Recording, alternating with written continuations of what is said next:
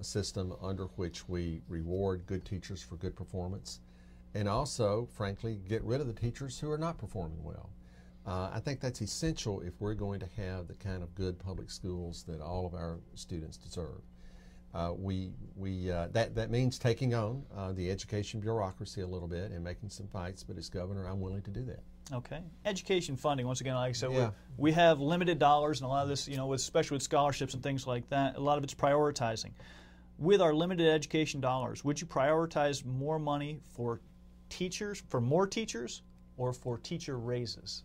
Wow, that's a good question, Stacey. First of all, as you know, we're spending roughly 53% of our state budget on education. So the problem is not that we're failing to spend enough money. We're spending a lot of money on public education.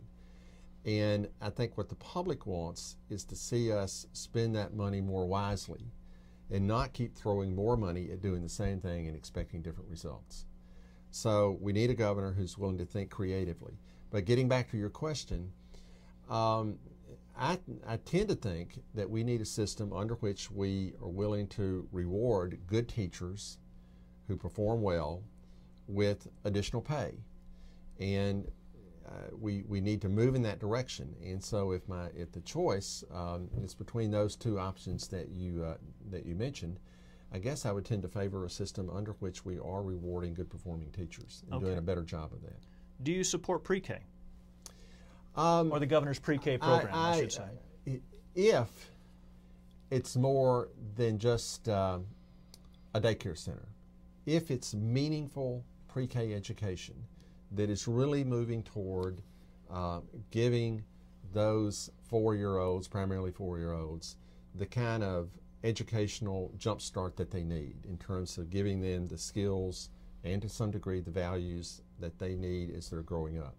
If it does that, I'm for it.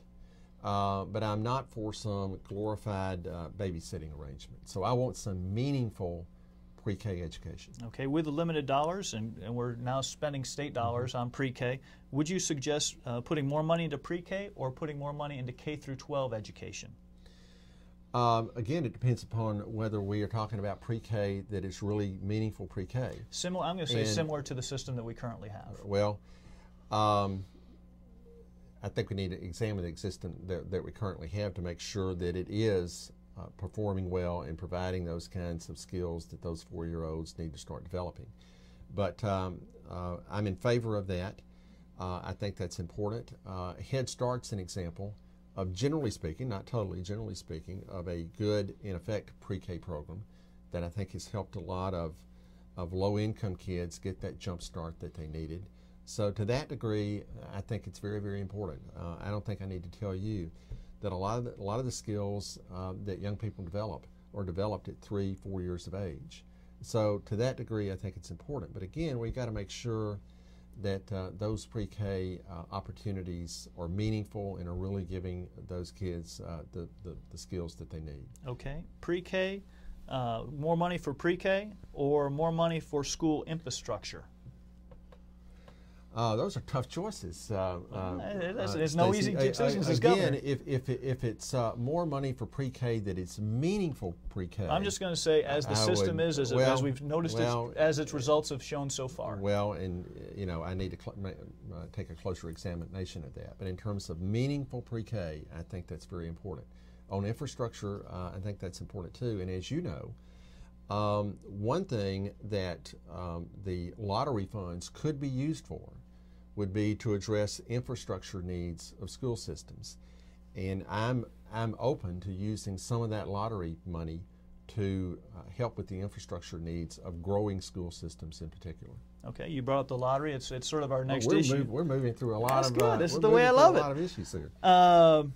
With the lottery funds, there's different things we can do. Yeah. Obviously, we can spend money on pre-K, or we can spend it on scholarships.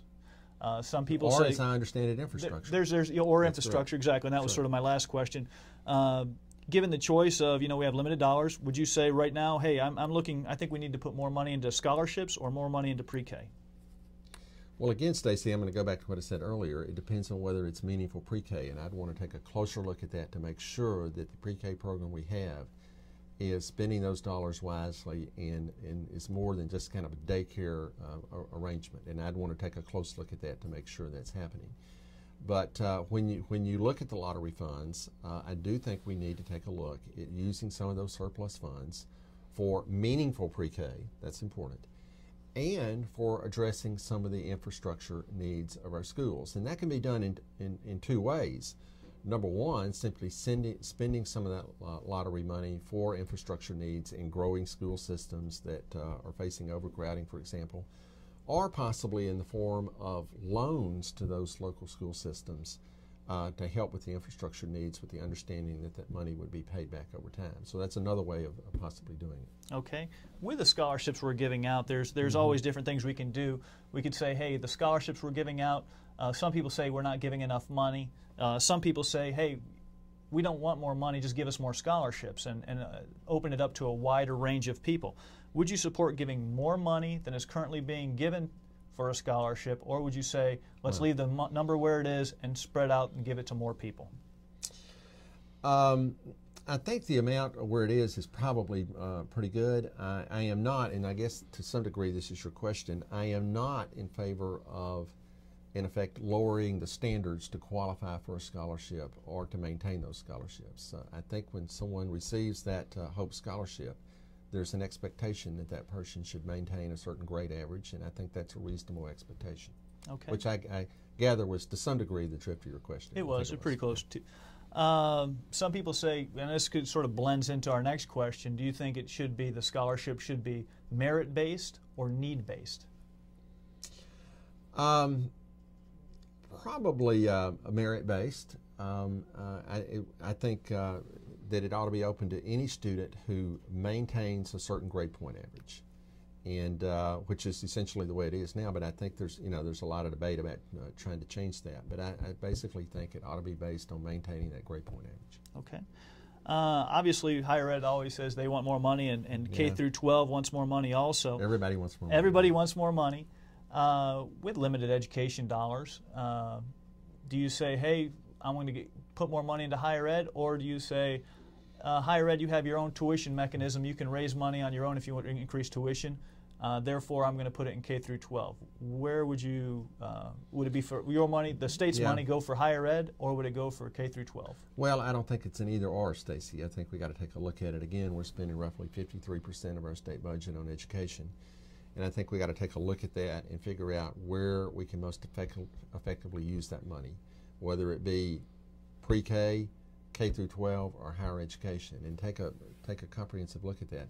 One thing I want to do as governor, and I've talked to our new comptroller about this, is make a comprehensive review of all of state government when I take office to see how effectively we're spending money right now. And that's especially true in the area of education, where we're spending over half our budget. To see how effectively we're spending that money, to make sure we're spending it wisely, and then make some decisions. So I think we need to go through that process and then see where we need to allocate our funds appropriately. Okay. Illegal immigration, another hot button issue pretty much. You're going through them all. I'm planning on hitting every one. There's a push now to say that employer can mandate English only in the workplace. Would you support that? That an employer can mandate English only be used in the workplace? I think that's up to the employer. Okay. Driver's license test in English only. Would you support that? I'm not sure. I think that there are a number of people who are here legitimately or citizens whose primary language is still some other language, and I could see a possible problem with that. So I think we ought to have a little flexibility on that one. Okay. There's a push now to say employers should have to mandate that the name matches the Social Security number previous to employing someone. Right now the current system is they hire someone, they fill out a form, they send it into federal government. It can be up to a year before you get anything back, or there's a system in place now that they can call in to the federal government, check the name, say it matches the Social Security number or not, previous to hire. Would you say mandate that on employers, that they have to find that information out previous to employment, or not? I haven't looked at the issue in detail, but it seems to me that would make sense to require that on the front end. Okay. Requiring a photo identification to vote. Would you Yes. support that?